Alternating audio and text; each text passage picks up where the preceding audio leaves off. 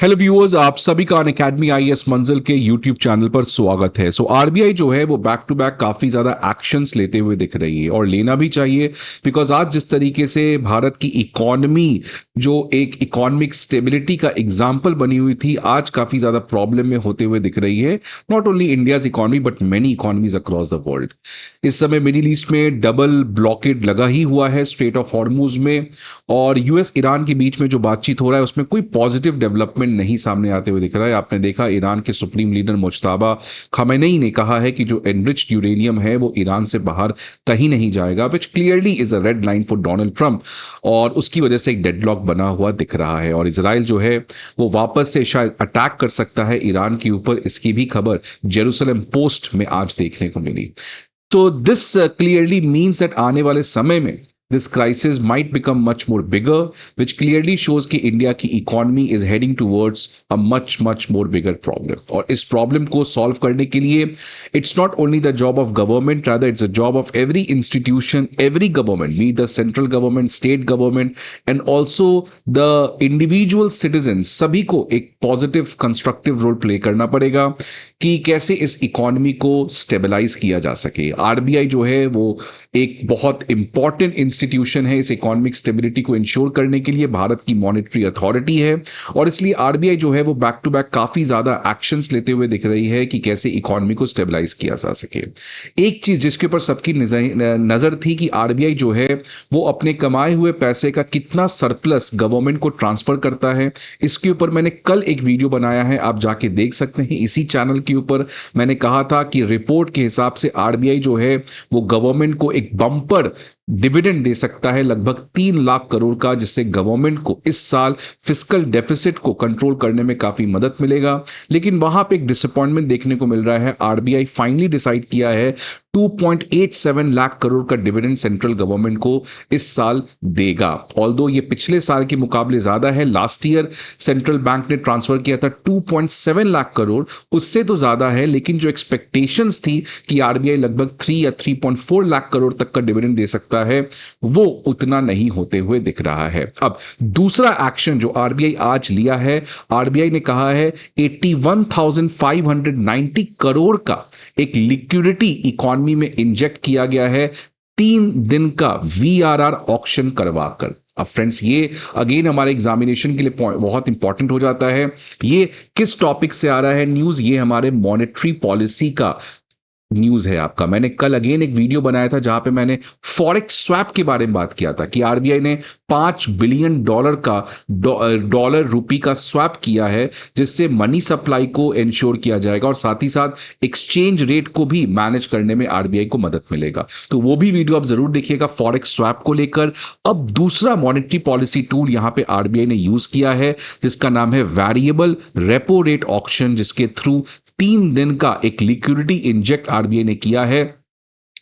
पहले प्लान था 1 लाख करोड़ का लिक्विडिटी इंजेक्ट करना, लेकिन फाइनली लगभग 81,590 करोड़ का लिक्विडिटी इंजेक्ट किया गया। अब ये सारे टर्म्स हमारे एग्जाम पॉइंट ऑफ व्यू से काफी इंपॉर्टेंट हो जाते हैं, इसलिए आज इस सेशन में हम लोग इस टर्म को समझेंगे, आरबीआई ने ये क्यों किया इसको समझेंगे, और साथ साथ में लास्ट में यूपीएससी स्पेसिफिक इसको लेकर एक ऑब्जेक्टिव क्वेश्चन प्रीलिम्स के लिए ये भी आपको दिया जाएगा, सो दैट इकोनॉमी से लेकर कोई कॉम्प्रोमाइज ना हो। If any question comes in economy in the prelims, all these videos are going to become a one stop solution for UPSC aspirants. सबसे पहले न्यूज क्या है देखिए। The reserve bank of India Friday को 81,590 करोड़ का पैसा जो है, मनी जो है, वो इकोनॉमी में इंजेक्ट किया है, मतलब इकोनॉमी में ऐड किया है। किसके थ्रू, कौन से टूल को यूज करके ये 81,590 करोड़ का लिक्विडिटी को इकोनॉमी में इंजेक्ट किया गया है? Using a 3-day variable rate repo auction. तो ये टूल है, जैसे मैंने वीडियोस में बताया आपको कि मॉनेटरी पॉलिसी जो है, मैं इसको थोड़ा एक्सप्लेन कर देता हूं।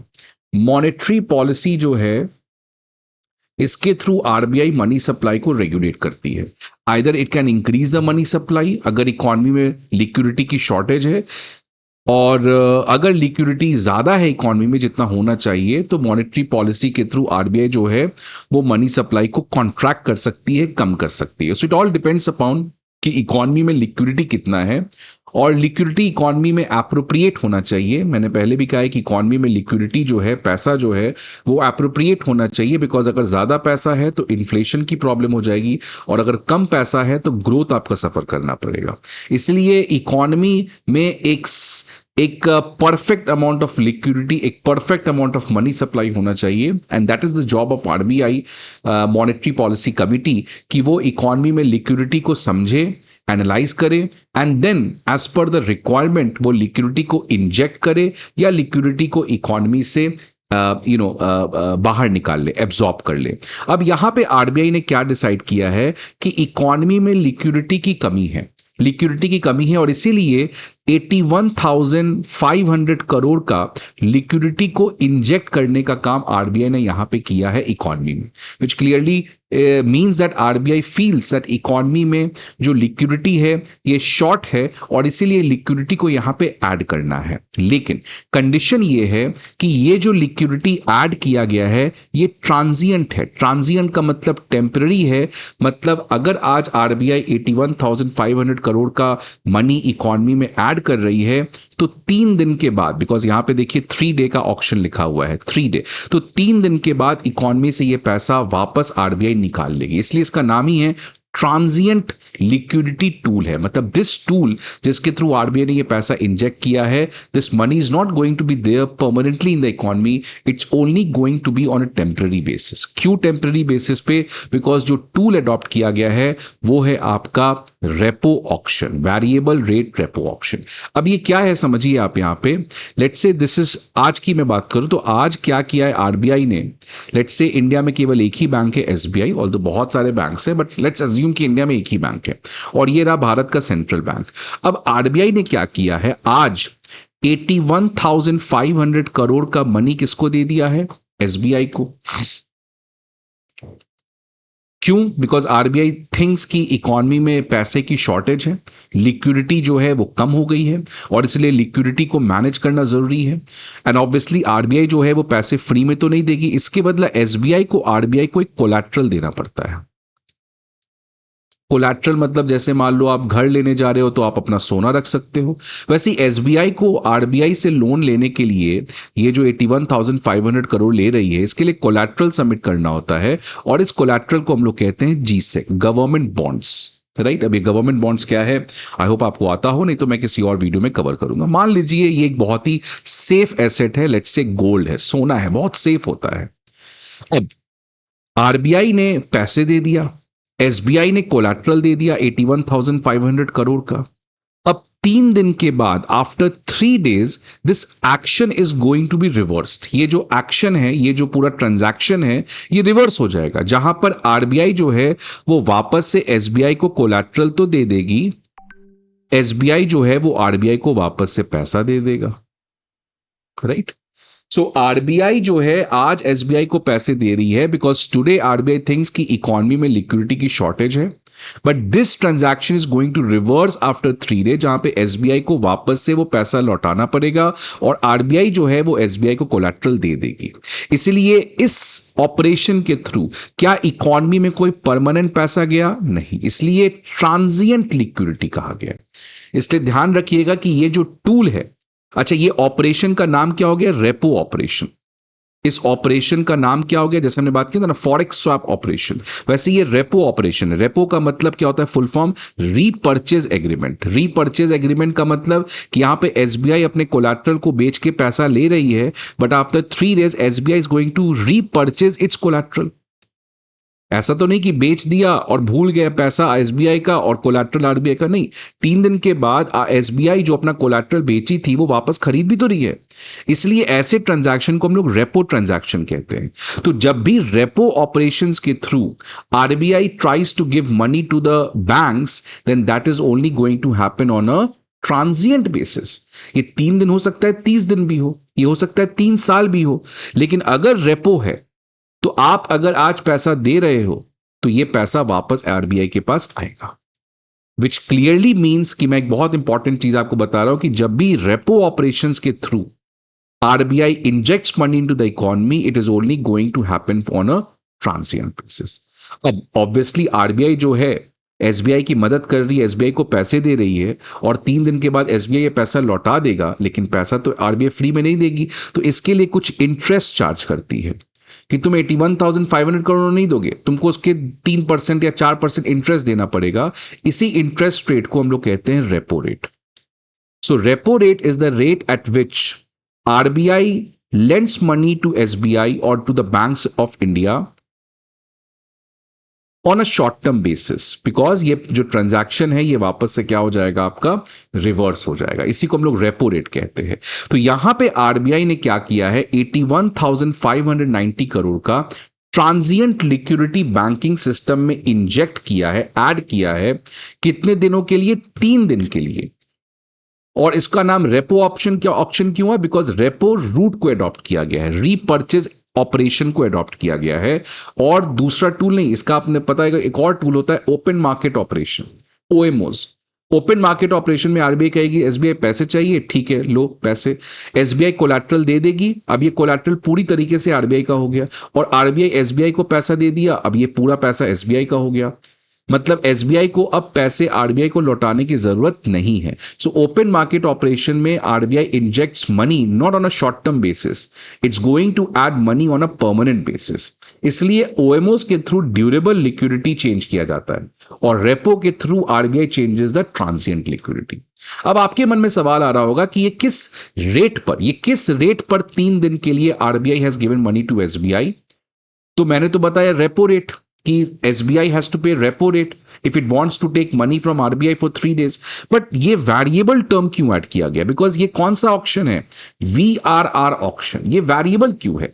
वेरिएबल क्यों है आप समझिए कि इस समय रेपो रेट जो है इंडिया का वो 5.25% है, 5.25% है।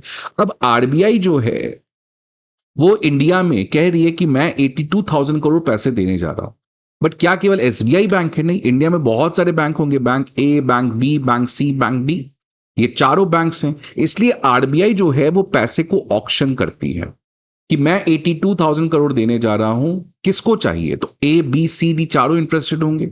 फिर आरबीआई कहेगी कि जो मिनिमम इंटरेस्ट रेट है जिसपे मैं आपको पैसे दूंगा वो 5.25% है। तो ए कहेगा नहीं नहीं मैं 5.255 नहीं, मैं 5.3% दूंगा। बी कहेगा नहीं मैं 5.32% दूंगा। तो जो सबसे ज्यादा इंटरेस्ट आरबीआई को ऑफर करती है, आरबीआई उसको 3 दिन के लिए पैसे दे देगा। इसीलिए इसमें रेट जो है इस ऑक्शन का वो फिक्स नहीं होता है, ये रेट जो है वो वेरिएबल है, because it varies as per the auction. RBI fixed repo rate auction भी कर सकती है, जहां पे फिक्स्ड रेपो रेट पे कि नहीं नहीं ए तुम्हें भी पैसा मिलेगा 5.25 पे, बी तुम्हें भी पैसा मिलेगा 5.25 पे। That is known as fixed repo rate operation. यहां पे वेरिएबल रेपो रेट ऑपरेशन किया जा रहा है, because at what interest rate RBI is going to give money to the banks it's not fixed. इसका बेस मिनिमम तो 5.25 है, but actual amount कितना होगा that will be discovered via auction, इसलिए इसका नाम वेरिएबल है। नाउ द क्वेश्चन कम्स कि आरबीआई को क्या सपना आ रहा था ये पैसे देने का? Right, because the question is very important कि आरबीआई जो है वो क्यों डिसाइड कर रही है कि 3 दिन के लिए 81,500 करोड़ का पैसा मुझे इकोनॉमी में इंजेक्ट करना है। वहां पे एक टर्म आता है call money rate. Call money rate क्या होता है समझिए। लेट्स से ये बैंक ए है और ये बैंक बी है। Now bank A needs money, bank ए को पैसा चाहिए, तो सबसे इजी ऑप्शन यार आरबीआई के पास क्यों जाना? That's a very complicated process. जैसे आपको पैसे चाहिए तो you not go to bank ना। अगर आपकी कोई फैमिली में पैसा दे रहा है तो इट्स वेरी इजी, आपको कोई फ्रेंड में पैसा दे रहा है तो it's very easy. Similarly for bank, if they need money they don't prefer first to go to RBI, they what they do is they go to different bank। तो ICICI को पैसा चाहिए तो HDFC के पास जाएगी। So let's say bank A approached bank B और कही यार मुझे तुम आज पैसा दे दो, मैं तुम्हें कल दे दूंगा। होता है ना बैंक के पास, आज बैंक ने जिसको लोन दे रखा है वो बैंक को कल पैसा देगा। तो बैंक को आज दिक्कत है लेकिन कल दिक्कत नहीं होगा, बिकॉज जिसको लोन दे रखा है वो कल तो एनीवेज बैंक को पैसा दे ही देगा। So bank sometimes faces short term problems, not long term problem. Bank के पास पैसा तो है बट पैसा कल आएगा, लेकिन आज लोग पैसा निकालने आ रहे हैं। So bank needs money today, तो इसलिए बैंक ए जो है वो बी के हो जाएगी और कहेगी यार मुझे तुम पैसे दे दो आज, मैं तुम्हें कल दे दूंगा। राइट, तो ये transaction which happens for overnight, एक रात के लिए, आज पैसा दो कल ले लो, ये किस रेट पे होता है? दो बैंक्स के बीच में। इसको हम लोग कहते हैं overnight call money rates. Overnight call money rate. So if bank A needs money on an overnight basis from bank B, तो वो transaction overnight call money rate पे होगा. Now let's say overall call money rate जो है वो repo rate से कैसे linked है, समझिएगा बात. आरबीआई जो है वो कितने पैसे पे बैंक्स को लोन देगी, वो तो 5.25 आरबीआई फिक्स करती है. नाउ लेट्स से कॉल मनी रेट जो है वो 5% है. मतलब अगर बैंक ए को बैंक बी से पैसा लेना है तो इंटरेस्ट कितना लगेगा, 5%. और अगर बैंक ए को बैंक आरबीआई से पैसा लेना पड़ेगा तो कितना देना पड़ेगा, मिनिमम 5.25%. विच मीन्स कि बैंक को पैसा लेना इजी पड़ रहा है दूसरे बैंक से as compared to taking money from RBI. तो पैसा इंटरेस्ट कम क्यों लग रहा है बैंक बी से लेना, ऑब्वियसली दिस डिनोट्स कि इकोनॉमी में लिक्विडिटी ज्यादा है. लिक्विडिटी ज्यादा है, तो जब भी लिक्विडिटी ज्यादा होगा तब ऑब्वियसली पैसा मिलना आसान हो जाएगा. तो यहां पे bank A is able to take loan from bank B at a mere 5% interest rate, और आरबीआई से लेने में 5.25% लगेगा. तो ये कॉल मनी रेट क्या हो गया, रेपो रेट से कम हो गया है. So when ever call money rate is less than repo rate, it signifies economy is having a high liquidity. इसका उल्टा, अगर बैंक ए को बैंक बी से पैसा लेना है और 6% इंटरेस्ट रेट बैंक बी मांग रहा है और आरबीआई तो केवल 5.25% मांग रहा है, विच मीन्स कि इकोनॉमी में लिक्विडिटी की शॉर्टेज है. So when ever call money rate 6% becomes greater than repo rate 5.25%, this indicates कि इकोनॉमी में लिक्विडिटी की शॉर्टेज है, और ये इंडिकेटर है आरबीआई के लिए कि इकोनॉमी में पैसा ऐड करना है. सो जब भी call money rate repo rate से ज्यादा हो जाएगी तो आरबीआई जो है वो इकोनॉमी में लिक्विडिटी को ऐड करेगा. कब तक करेगा, जब तक call money rate repo rate के इक्वल ना हो जाए. तो यही चीज आप देख सकते हैं न्यूज में यहां पे आया है, तो इसको आपको समझना जो है वो जरूरी है. तो आई हैव डिस्कस 3-4 टर्म्स. सबसे पहले what is monetary policy, B what is repo rate operations, what is repo operation, third what is repo rate, what is transient liquidity and how do we add durable liquidity. And then we also discussed about कि कब RBI liquidity को inject करने का सोचती है. इसके लिए RBI जो है वो कॉल मनी रेट को ट्रैक करती है. Call money rate is a rate at विच एक बैंक दूसरे बैंक को पैसा देता है. अगर कॉल मनी रेट ज्यादा हो जाए रेपो रेट से, मतलब इकोनॉमी में लिक्विडिटी की शॉर्टेज है, और तब आरबीआई इकोनॉमी में लिक्विडिटी देता है. कब तक देगा, जब तक कॉल मनी रेट वापस से गिर के रेपो रेट पे ना आ जाए. अब ये यहां से क्वेश्चन एग्जाम के लिए जरूर बनता है, इसलिए एक क्वेश्चन आपके लिए यहां पे है, which of the following best describes the relation between repo rate and the call money rate. इस स्लाइड को आप पॉज करें 2 minutes के लिए, you think and then you can get to the right answer. The right answer will be option number C, right? If you have any doubt, please let me know in the comment box. I hope आपको ये video अच्छा लगे. See you again some another video. Till then, goodbye and take care.